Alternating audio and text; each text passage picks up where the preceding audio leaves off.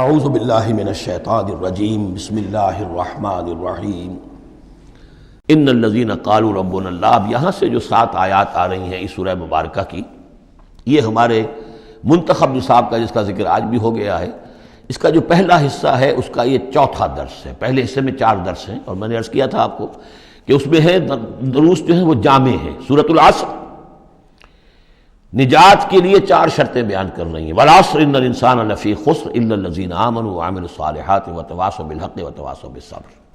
یہ سب سے چھوٹی صورتوں میں سے 3 ہی صورتیں ہیں، 3 آیتوں کی، ان میں سے ایک یہ ہے۔ پھر یہی مضمون آیت البر، آیت نمبر 177 سورہ بقرہ۔ پھر یہی مضمون سورہ لقمان کا دوسرا رکوع، حضرت لقمان کی شخصیت کے حوالے سے، اور یہ ہے اس کا کلائمیکس، یہ چوٹی ہے۔ یعنی یہ کہ ایمان کی چوٹی کیا ہے، اور تواصی بالحق کی چوٹی کیا ہے، اور تواصی بالصبر کی چوٹی کیا ہے۔ چوٹی ہر ایک شے کی کیا ہے، وہ ہے کہ جو یہاں آ رہی ہے، کلائمیکس۔ اور اسی کے عین درمیان میں یہ جو سمجھیے کہ یہ ہیرا ہے، یہ ایک بہت بڑا ہیرا ہے کہ جو اس ہار کے اندر لٹکا ہوا ہے، یہ 7 آیات کا، اور بالکل درمیان میں وہ آیت آئے گی کہ جو اس صورت کا عمود ہے۔ ان الذین قالوا ربنا اللہ ثم استقاموا، بے شک وہ لوگ جنہوں نے کہا ہمارا رب اللہ ہے پھر اس پر جم گئے۔ یہ استقامت میں قیامت ہے، قیامت مضمر ہے۔ اللہ کو کہہ دینا کہ میں نے اللہ کو مانا آسان ہے، اس پر جم جانا آسان نہیں ہے۔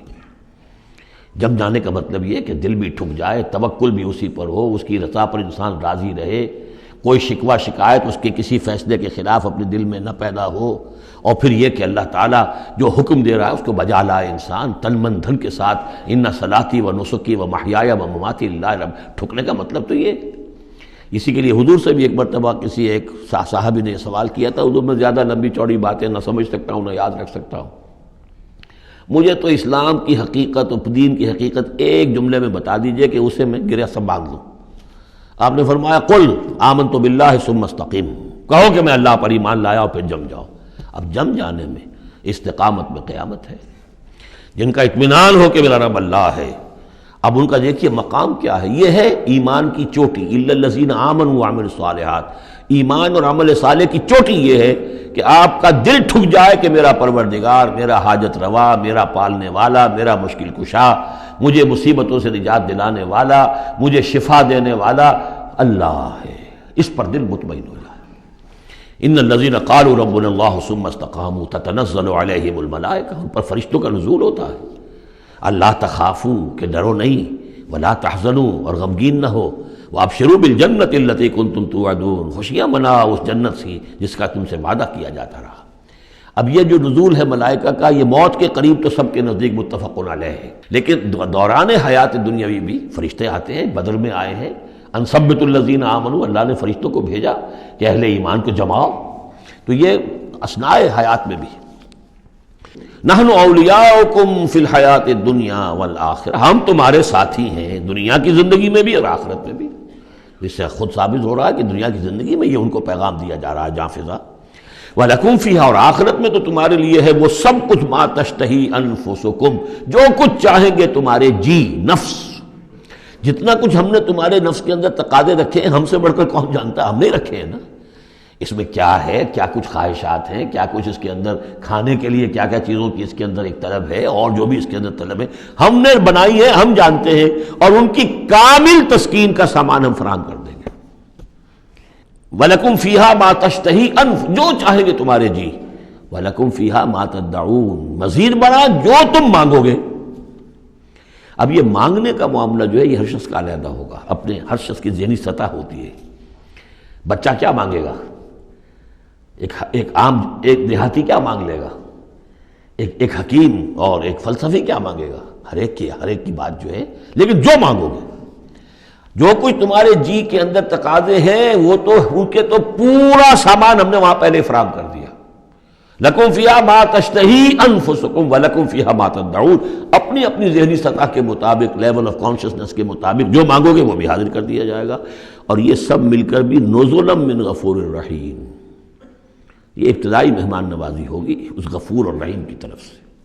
اصل ضیافت تو وہ ہے ما لا عین رأت ولا اذن سمعت وما خطر علی قلب بشر، جو ہم پڑھ چکے سورہ سجدہ میں بھی، فلا تعلم نفس ما اخفی لهم من قرۃ اعین، کوئی جان نہیں جانتی اس کے لیے ہم نے کیا کیا آنکھوں کی ٹھنڈک کا سامان رکھا ہوا ہے۔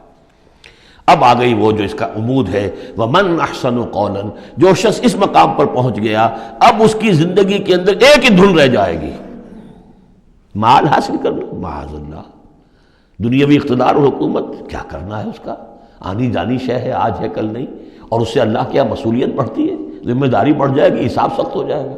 ہاں کرنے کا کام صرف ایک ہے، جتنے انسانوں کو ہدایت کے راستے پر لا سکو، یہ گین ہے، یہ نفع ہے، یہ تمہاری کمائی ہے۔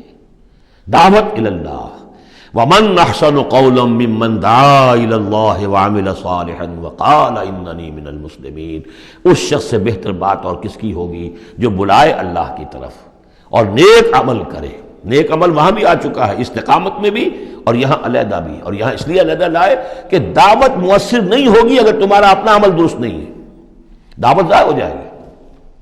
دعوت کو بھی بدنام کرو گے اگر تمہارا اپنا عمل اس دعوت کے مطابق نہیں ہے۔ ومن احسن قولا ممن دعا الى الله وعمل صالحا وقال اننی من المسلمین ولا تستوی الحسنۃ ولا السیئۃ، اور دیکھو اچھائی اور برائی برابر تو نہیں ہوتے نا، کون کہے گا کہ برابر ہوتے ہیں؟ تو ایسی شے جو مسلم ہے سب کے نزدیک، اس سے بات شروع کی، دلیل کیا دے دیا، کیا چیز قائم کی ہے؟ ادفع باللتی ہے احسن، تم مدافعت کرو بہترین طریقے پر، وہ تمہیں گالیاں دے تم دعائیں دو۔ آخر کٹھور دل انسان کا بھی دل کبھی پسیج جاتا ہے کہ میں اس کے ساتھ کیا کرتا رہا ہوں اور یہ میرے ساتھ کیا کر رہا ہے۔ وہ تم پر پتھراؤ کرے تم پھول پیش کرو۔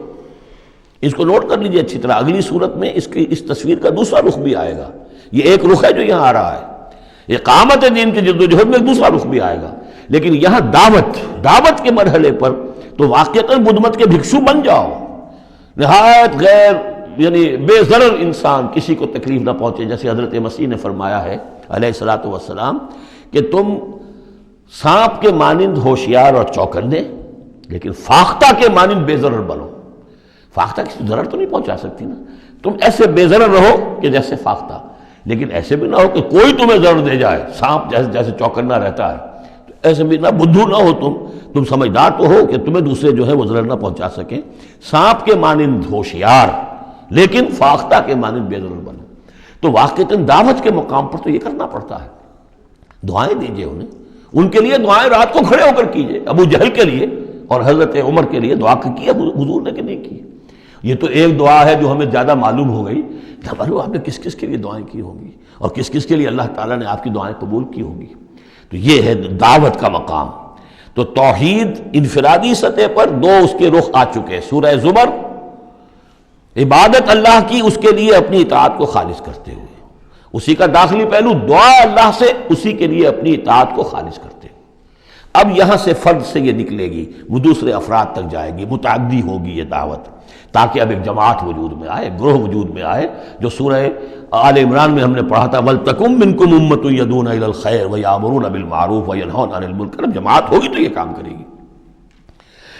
وَمَنْ أَحْسَنُ قَوْلًا مِّمَّنْ دَعَا إِلَى اللَّهِ وَعَمِلَ صَالِحًا وَقَالَ إِنَّنِي مِنَ الْمُسْلِمِينَ، اور کہو اور کہے یہ کہ میں بھی مسلمانوں میں سے ہوں، میں اپنے آپ کو کوئی یہ بہت میرا زوم نہیں ہے، میرا کوئی دعویٰ نہیں ہے، میں بھی عام مسلمان ہوں۔ وَلَا تَسْتَوِي الْحَسَنَةُ وَلَا السَّيِّئَةُ ادْفَعْ بِالَّتِي هِيَ أَحْسَنُ فَإِذَا الَّذِي بَيْنَكَ وَبَيْنَهُ عَدَاوَةٌ، تو تم دیکھو گے کہ وہی شخص کہ جس کے اور تمہارے درمیان آج دشمنی ہے، كَأَنَّهُ وَلِيٌّ حَمِيمٌ، ایسے ہو جائے گا جیسے تمہارا پشت پناہ ہے، مددگار ہے، حمایتی ہے، بہت گرم جوش۔ انسان آخر انسان ہوتا ہے، کوئی شخص آپ کی برائی کے اوپر کمر باندھے ہوئے اور آپ اس کی بھلائی کے لیے کوشش ہو، ایک وقت آئے گا کہ وہ ہتھیار پھینک دے گا۔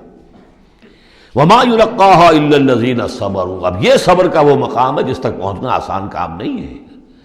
فرمایا نہیں پہنچ سکتا ان چیزوں کو اور نہیں حاصل کر سکتی ہو سکتی یہ بات مگر انہی کو جن میں صبر کا مادہ ہو، پورا ٹھوک ٹھوک کر بھرا ہوا ہو، کوٹ کوٹ کر بھرا ہوا ہو۔ وَمَا يُلَقَّاهَا إِلَّا ذُو حَظٍّ عَظِيمٍ، اور نہیں یہ چیزیں ملتی، یہ بات اور یہ مقام تک رسائی ہوتی مگر صرف ان کی جو بڑے حظ عظیم، بڑے نصیبے والا ہے۔